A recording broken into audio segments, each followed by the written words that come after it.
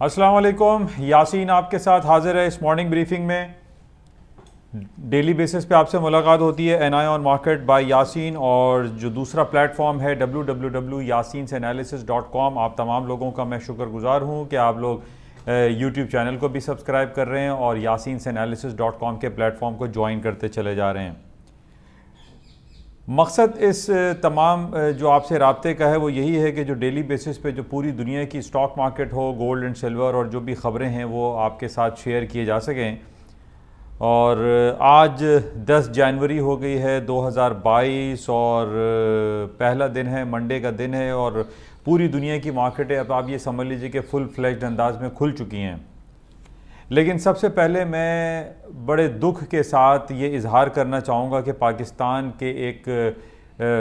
सयाहती जगह मरी, कोहे मरी में जो वाक़या पेश आया पिछले 3-4 दिनों से, वहाँ पर अमवात का सिलसिला मुस्तकिल जारी है। और इस बारे में क्या कहा जाए, और उसमें मैं तो हुकूमती जो इदारे हैं उनकी नाअहली के ख़िलाफ़ सरापे एहतजाज होना चाहिए पूरे पाकिस्तानी कौम को, और ख़ास तौर पे जो मरी की इंतज़ामिया है और पाकिस्तान की जो डिफरेंट इदारे हैं, अब किसका क्या ख़ास नाम लिया जाए, उन तमाम लोगों को कैफ़रे किरदार तक पहुँचाना चाहिए, सख्त तरीन सज़ाएँ देनी चाहिए। अगर हुकूमत पाकिस्तान इस हवाले से कोई कार्रवाई नहीं करती तो हमारी जुडिशरी को, हमारी सुप्रीम कोर्ट को सो मोटो एक्शन लेना चाहिए उन तमाम इदारों के ख़िलाफ़ जिन लोगों ने ये तमाम सिलसिलों से मुलविस रहे। ख़ास तौर पे जब आप ये देख रहे हैं कि इतना बदतरीन वहाँ पर मौसम है, वहाँ पे 1.5 लाख गाड़ियों की जगह नहीं है, सिर्फ 30-35 हज़ार वहाँ पे गाड़ियाँ आ सकती हैं, और आपने सबको सीन ऑन किया हुआ और खोला हुआ और तमाम लोग वहाँ चलते चले जा रहे हैं, जबकि आप देख रहे हैं कि वहाँ के हालात इतने मौसमी जो हालात थे वो बड़े अबतर थे। लेकिन इसके बावजूद किसी ने कोई कार्रवाई नहीं की, और वहाँ के जो इदारे थे वो ख्वाब गफलत में मसरूफ़ थे, जिसकी वजह से वहाँ पर अमवात हुई। और ख़ास तौर पे मैं इसका ज़िक्र करूँगा जो वहाँ पर होटल इंडस्ट्री है उसके ख़िलाफ़ सख्त तरीन कार्रवाई करनी चाहिए। 4,000-5,000 रुपये का कमरा वो 40,000 हज़ार 50,000 हज़ार रुपये लोगों से मुतालबा कर रहे हैं, और देख रहे हैं कि छोटे छोटे बच्चे, लेडीज़, ख़वातीन, फैमिलीज़ वहाँ पर सड़कों पर रात उन्होंने गुजारी, जिसकी वजह से सर्द मौसम, सख्त तरीन मौसम जो कि कई सालों के बाद मरी में वाक़े हुआ ये, और उसमें उन लोगों की अमवातें हुई। और अभी तो सिर्फ 20 और 25 लोगों के बारे में कहा जा रहा है, लेकिन जिस तरीके से वहाँ से गाड़ियाँ निकाली जा रही हैं और जो केसेस सामने आ रहे हैं, और उसमें अमवात का सिलसिला कहीं ज़्यादा हो सकता है। लेकिन सबसे ज़्यादा जो कार्रवाई है वो होटल इंडस्ट्री के ख़िलाफ़ करनी चाहिए। पिछले 3-4 सालों से हम ये सुनते चले आ रहे हैं कि मरी में जो होटल माफिया है वो बहुत ज़्यादा जो है लोगों को लूटने के मुतरादिफ है। वो कि जनाब 5,000 का जो रूम है वो 10-10, 20-20 हज़ार, 50-50 हज़ार रुपये में वो दे रहे हैं, जो कि इंतहाई संगीन सूरत हाल है। उनके ख़िलाफ़ मैं समझता हूँ कि कत्ल का मुकदमा होना चाहिए, और हुकूमत पाकिस्तान और हमारी जुडिशरी को सख्त तरीन कार्रवाई उनके ख़िलाफ़ करनी चाहिए। मैं इस हवाले से इमरान खान साहब से भी गुजारिश करूँगा कि उन्होंने इस बात का तो ऐलान किया हुआ है कि जनाब हमारे नॉर्दर्न एरियाज़ बड़े खूबसूरत हैं, लोगों को चाहिए कि वो स्विट्ज़रलैंड और न्यूजीलैंड और दूसरे यूरोपियन ममालिक में ना जाएँ बल्कि हमारे नॉर्दर्न एरियाज़ में आएँ। पॉइंट ये है, मैं इमरान खान साहब से ये इल्तिमास करूँगा कि वो ये तमाम इस किस्म के बयान देने से पहले ये तो देख लें कि हमारे नॉर्दर्न एरियाज़ और स्विट्ज़रलैंड और दूसरे जो यूरोपियन ममालिक हैं वहाँ पर जो सेफ़ एंड सिक्योरिटी माहौल है उसका कितना ज़बरदस्त वहाँ पर निज़ाम है। हमारे यहाँ जो नॉर्दर्न एरियाज़ हैं उसके अंदर सेफ़ एंड सिक्योरिटी के मेजर्स नहीं रखे गए। तो मेरी ये इल्तिमास है इमरान खान साहब से कि जनाब वो कोई बयान देने से पहले इन तमाम बातों को देख लिया करें कि क्या हमारे नॉर्दर्न एरियाज़ में ये तमाम सिक्योरिटी अरेंजमेंट्स हैं या नहीं हैं। तो क्योंकि ज़ाहिर है वज़ीर आज़म हैं, उनकी बात को मैं भी और आप भी तमाम दुनिया के लोग जो है वो सराहते हैं, समझते हैं। और जब कोई वज़ीर आज़म के ओहदे से ये बात कहता है कि जनाब नॉर्दर्न एरियाज़ हमारे बड़े खूबसूरत हैं, आप वहाँ पर आइए और सैर व सयाहत के लिए वहाँ पर आइए, तो सारे हम इमरान खान साहब को फॉलो करेंगे। और इन्हीं को फॉलो करते हुए बहुत सारे लोग मरी और दूसरे नॉर्दर्न एरियाज़ में गए और वहाँ पर उनको ये सानिया पेश आया जहाँ से एक एक घर से 6-6, 5-5 जनाजे उठ रहे हैं। तो बहरहाल ये बड़े दुख की बात है और हम ये तमाम पाकिस्तानी अवाम को और हुकूमत से ये मुतालबा करते हैं कि भाई ये तमाम मामलात को पहले बेहतर करें और उसके बाद ये सारे ऐलानात करें कि जनाब हमारे नॉर्दर्न एरियाज़ बड़े खूबसूरत हैं। अच्छा, इसके साथ ही जो इम्पोर्टेंट आज जो ख़बरें हमारे पास चल रही हैं उस हवाले से आपसे बातें करते हैं। आज पूरी सुबह से जो मार्केटें ऑन हुई हैं, यानी एशियन मार्केट है जिसमें जापानीज़ मार्केट है या चाइना की मार्केट है, कोई बहुत बड़ी मार्केट में जो है वो मूवमेंट दिखाई नहीं दे रही है। मार्केट एक रेंज बाउंड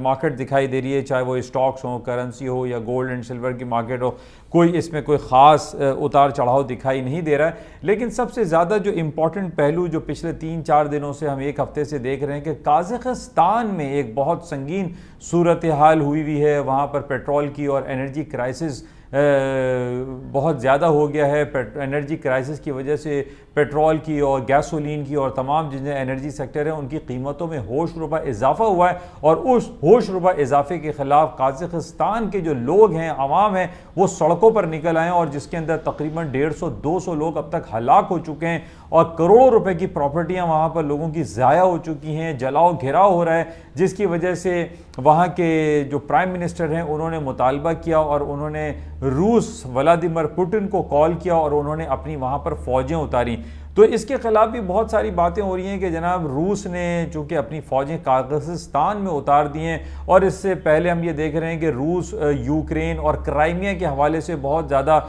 उसमें पेशरफ्त करता चला जा रहा है और इस हवाले से हम ये देख रहे हैं कि अमेरिका और रूस के दरमियान कुछ चपकलिश बढ़ती चली जा रही है। इस चपकलिश के बढ़ने की वजह से भी हम कह सकते हैं कि आज स्टॉक में थोड़ा तो जो रेंज बाउंड मार्केट है और कोई संगीन सूरत हाल इख्तियार ना हो जाए अमेरिका और रूस के दरमियान, जिसकी वजह से आज स्टॉक में इतनी ज़्यादा तेज़ी नहीं दिखाई दे रही है। इसी तरीके से पिछले दिनों हमने देखा कि $75-76 पर बैरल के हिसाब से क्रूड ऑयल की प्राइसेस चल रही थी, लेकिन आज क्रूड ऑयल की प्राइसेस $79 और $80 को क्रॉस कर गई हैं। तो ये वजूहात सिर्फ और सिर्फ काज़ाकिस्तान की वजह से दिखाई दे रही है। हालांकि पिछले दिनों ओपेक प्लस की मीटिंग हुई और बहुत सारी बातें हुई कि जनाब प्रोडक्शन और पैदावारी सलाहियत को बढ़ाना है, लेकिन इसके बावजूद हम ये देख रहे हैं कि जब ओमिक्रॉन को रिलेट हम करते हैं क्रूड ऑयल की प्राइसेस से, तो ओमिक्रॉन में हम ये देख रहे हैं कि बहुत ज़्यादा एक सीवियर जो सिचुएशन क्रिएट होती हुई दिखाई दे रही थी वो हमें दिखाई नहीं दे रही। एक माइल्ड जो प्रॉब्लम थी वो हमने तो देखी कि जनाब ओमिक्रॉन की वजह से जो है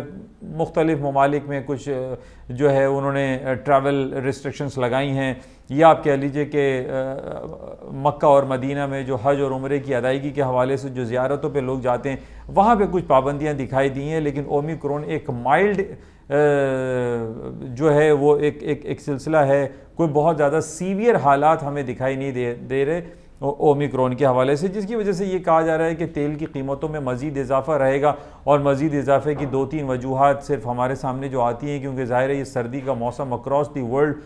सिवाय न्यूजीलैंड और ऑस्ट्रेलिया के अलावा पूरी दुनिया में तकरीबन एक सर्द मौसम की जो लहर आई हुई है, जिसमें हमने मरी का वाक़या भी देखा, जिसकी वजह से जो एनर्जी की डिमांड है उसमें बहुत ज़्यादा इजाफा हो जाता है। पेट्रोल, गैसोलीन, हीटिंग ऑयल और क्रूड ऑयल, ये तमाम जो ब्रेंट ऑयल है, इससे ज़ाहिर है कि हीट प्रोड्यूस होती है आग लगाने के लिए या हीट प्रोड्यूस के लिए जो है वो इस्तेमाल किया जाता है, जिसकी वजह से डिमांड में इजाफा होता है और उसकी कीमतों में भी इजाफा हो जाता है। तो बहरहाल आज हम देख रहे हैं कि 79, 79.50, 60 पे मार्केट चल रही है, लेकिन इसमें पोटेंशियल एग्जिस्ट करता है कि तेल की कीमतों में मज़ीद इजाफा मुमकिन है।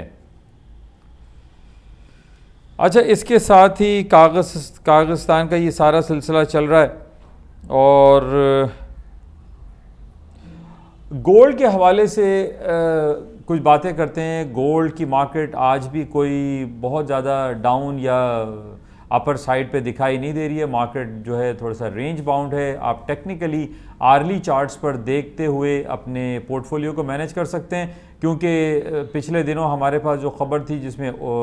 FOMC के मीटिंग मिनट्स हमारे पास रिजल्ट्स आए थे और उसमें ये कहा गया है कि जनाब अमेरिका अपना इंटरेस्ट रेट हो सकता है कि इसी साल के किसी दरमियाने यानी जून जुलाई में कभी भी वो अनाउंस कर सकता है कि अपने इंटरेस्ट रेट में इजाफा कर रहा है। इंटरेस्ट रेट में इजाफे की वजह सिर्फ और सिर्फ क्रूड ऑयल की ही वजह है कि क्रूड ऑयल जिस तरीके से हम देख रहे हैं पिछले 4-6 महीने में तेज़ी से मार्केट ऊपर की तरफ आई है, जिस बेसिस पे ये कहा जा रहा है कि इन्फ्लेशनरी फियर बढ़ता जा रहा है और इन्फ्लेशन को कंट्रोल करने के लिए हमारे पास एक तो दो ही तरीके हैं, या तो बॉन्ड की परचेजिंग को टेपर करना शुरू कर दें और दूसरा तरीका यही है कि इंटरेस्ट रेट में इजाफा शुरू किया जाए। तो ये बात हमारे सामने पिछले हफ्ते आई कि जनाब FOMC के प्लेटफॉर्म से ये बात काफ़ी कही जा रही है कि अमेरिका सूनर दैन लेटर अपने इंटरेस्ट रेट में इजाफा कर देगा, जिसकी वजह से हम ये कह सकते हैं कि सोने की कीमतों में जो बहुत ज़्यादा तेज़ी दिखाई दे रही थी कि जनाब 1820, 30 के ऊपर मार्केट चली गई थी, आज हम देख रहे हैं कि 1780 और 1790 के दरमियान मार्केट चल रही है। और उसकी वजह सिर्फ और सिर्फ यही कही जा रही है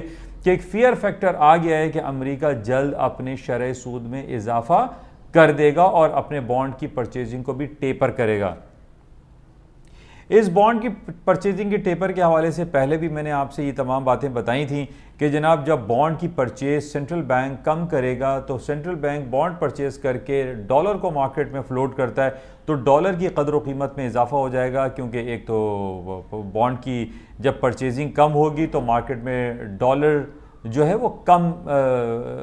मिलेगा, जब कम होगा तो उसमें डॉलर अप्रिशिएट हो सकता है। और दूसरा तरीका डॉलर के अप्रिसिएशन का यही है कि जनाब अपने शरह सूद को अगर अमेरिका बढ़ा देता है तो उसमें भी लोगों को जाहिर है कि डिफरेंट बैंक से उनके जो इंटरेस्ट रिटर्न्स होते हैं वो ज़्यादा मिलना शुरू हो जाते हैं। अभी हमें मालूम है कि अमेरिका का इंटरेस्ट रेट 0% पे है, तकरीबन 0 दर्जात पर है, जिसकी वजह से लोगों में बैंक में अपने डिपॉजिट्स रखने का इंटरेस्ट इतना ज़्यादा नहीं है, तो वो अपनी बिजनेस एक्टिविटीज़ में या स्टॉक मार्केट में लगाते हैं। तो बहरहाल ये बातें जो हमारे सामने आ रही है कि अमेरिका जल्द अपने शरह सूद में इजाफा कर देगा, इन बेसिस पे हम ये कह सकते हैं कि डॉलर की कीमत में इजाफा और सोने चांदी और करेंसीज में डाउनफॉल आ सकता है। लेकिन मैं फिर दोबारा आपसे ये बात ज़रूर कहूँगा कि पिछले 4-5 सालों से हम सिर्फ वादे और तज्जिए तबसरे ही सुनते चले आ रहे हैं अमेरिका के सेंट्रल बैंक की जानिब से कि जनाब वो शरह सूद में इजाफा करेगा, लेकिन ऐसा अभी तक प्रैक्टिकली हुआ नहीं है। अमेरिका ने अपने शरह सूद में किसी किस्म की कोई तब्दीली नहीं की है, सिवाय ये कि पिछले 3-4 महीनों से हमने ये देखा कि अमेरिका ने जो बॉन्ड की ख़रीदारी के हवाले से जो ऐलानात किए थे उसमें उसने अमल किया है। पहले 15 बिलियंस ऑफ डॉलर की बॉन्ड परचेजिंग को रिड्यूस किया था और पिछले हफ्ते हमने देखा कि 30 बिलियंस ऑफ डॉलर के बॉन्ड परचेजिंग को डिक्लाइन करते हुए अमेरिका का सेंट्रल बैंक इस वक्त महज 75 बिलियंस ऑफ डॉलर के बॉन्ड को परचेज कर रहा है। तो ये कुछ बातें हैं। अच्छा, इसके साथ ही जनवरी का महीना है और जैसे मैंने आपसे कहा कि जनवरी का महीना जब शुरू होता है तो फोर्थ क्वार्टर अर्निंग जो पिछले साल की होती है उसकी डिफरेंट कंपनीज हैं उनकी अर्निंग रिपोर्टों का सिलसिला शुरू हो जाता है। और ये कहा जा रहा है कि जिस तरीके से पिछले क्वार्टर में अमेरिका की स्टॉक मार्केटों ने जिस तरीके से तारीखी बुलंदियों को छुआ और डेली बेसिस पे नए बाब रकम करती रही अमेरिका की streamline index, S&P, Dow Jones और नेस्डैक, और जाहिर है कि अब ये फोर्थ क्वार्टर की अर्निंग का सीज़न शुरू हो चुका है और ये कहा जा सकता है कि अमेरिका की जो बड़ी बड़ी जायंट कंपनीज़ हैं जिसमें आपकी Apple, Amazon, alphabet, Google, IBM, Intel, Netflix, Facebook, ये तमाम अपनी अर्निंग ज़बरदस्त शो करेंगी। और इन बेसिस पे ये भी कहा जा सकता है कि स्टॉक मार्केटों में मज़ीद तेज़ी आ सकती है। उसकी दूसरी वजह हम ये कहेंगे क्योंकि अभी तक अमेरिका ने अपने शरह सूद में किसी किस्म का इजाफा नहीं किया है। तो बहरहाल इसी तरीके से गोल्ड, सिल्वर में भी हम ये कह सकते हैं कि इसमें भी तेज़ी बरकरार रहेगी। मार्केट में 10-20 डॉलर की जो अप्स एंड डाउन्स होते हैं, it is the part of the game और मार्केट अप्स एंड डाउन्स होती रहती हैं। लेकिन हमें जो कोर इशू है, जो कोर पॉइंट है, जो कोर फार्मूला है, वो यही है कि अमेरिका ने अभी तक किसी किस्म के शरह सूद में इजाफे का कोई ऐलान नहीं किया है। अच्छा, इसके साथ ही बहुत सारी अमेरिका की कंपनीज़ हैं जो कि ये कह रही हैं कि जनाब जो शख्स कोविड के जो वैक्सीनेशन है वो नहीं कराएगा उनको फायर कर दिया जाएगा। और इसका ऐलान सबसे पहली कंपनी है सिटी ग्रुप की तरफ से ये बयान आया है कि जनाब नो जैब नो जॉब, तो जॉब्स ख़त्म हो जाएंगी। तो इस वजह से ये ज़रूरी हो गया उन तमाम कंपनीज़ के एम्प्लॉयज़ के लिए जो अभी तक वैक्सीनेशन नहीं लगा रहे हैं, उनको ये कहा गया कि वो वैक्सीन लगाएँ। अच्छा, इन बेसिस पे भी इन नियर फ्यूचर ये कहा जा सकता है कि अगर बड़ी बड़ी कंपनीज़ ने उन लोगों को फायर करना शुरू कर दिया जिन लोगों ने वैक्सीनेशन कार्ड अभी नहीं बनवाएं, तो माइट पॉसिबल इसका नेगेटिव इम्पैक्ट स्टॉक मार्केट पर आ सकता है। तो बहरहाल इसको मज़ीद देखेंगे कि मज़ीद क्या डेवलपमेंट होती है, but it is a very important. अच्छा, इसी जैसे शुरू में मैंने आपको कहा कि मरी में बड़ा इंसिडेंट हुआ और काफ़ी लोगों की हलाकत सामने आ रही है, इसी तरीके की कल खबर थी कि एक ब्रॉन्क्स अपार्टमेंट है न्यूयॉर्क में, वहाँ पर तकरीबन 19 लोगों की हलाकत हुई है, जिसमें 9 बच्चे शामिल हैं। एक हाई राइज बिल्डिंग है, उसके अंदर आग लगी और ये एक बड़ा साने हुआ न्यूयॉर्क में। इसके लिए सिर्फ हम एक उनके गम में शिरकत कर सकते हैं, गमज़दा हो सकते हैं, क्योंकि ज़ाहिर एक बहुत नागहानी आफत हुई है। न्यूयॉर्क के अपार्टमेंट्स में 19 लोगों की हलाकत हुई है। बहरहाल ये कुछ बातें आप लोगों के साथ शेयर की गई हैं और इसके साथ ही आज कराची स्टॉक अच्छा परफॉर्म कर रहा है, 500 पॉइंट प्लस में है। हम उम्मीद करते हैं कि पाकिस्तान स्टॉक मार्केट इसी तरीके से थोड़ा थोड़ा 500-400 पॉइंट प्लस होती रहेगी तो वो टारगेट जो 53,000 का है उसको भी वो टच कर जाएगी। लेकिन इससे पहले ज़रूरी है कि हमारी हुकूमत पाकिस्तान में जो कॉमर्स मिनिस्ट्री है और जो हमारी फाइनेंस मिनिस्ट्री है वो इस हवाले से कोई मरबूत निज़ाम लेकर आए, जिसमें ख़ास तौर पे हमारे यहाँ डॉलर की जो बढ़ती हुई कीमत है इसको कंट्रोल किया जा सके, क्योंकि डॉलर के बढ़ने की वजह से हम ये देख रहे हैं कि स्टॉक में भी नेगेटिव इम्पैक्ट आता है। और जिस तरीके से हमारे यहाँ इफ़रात ज़रिए महंगाई का जो तूफ़ान हमें दिखाई दे रहा है पाकिस्तान में, वो सिर्फ़ और सिर्फ डॉलर की प्राइसेस को कंट्रोल करने से ही हो सकता है।